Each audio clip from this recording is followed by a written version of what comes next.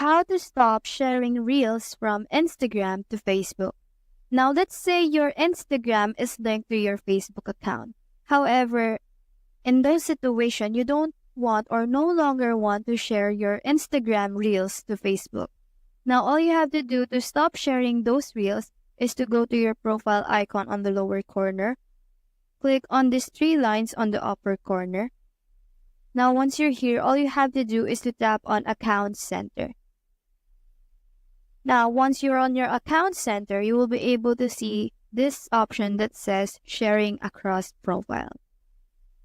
You just have to click on that and look for your Instagram account.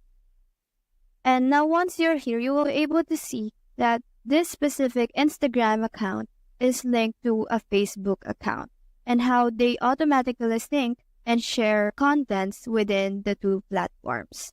Now, in order for you to stop sharing your Instagram Reels to Facebook, all you have to do is to toggle this off right here. And now all the Instagram Reels that you post on your Instagram will no longer be shared to Facebook. So that's how to stop sharing Reels from Instagram to Facebook. Hope we helped.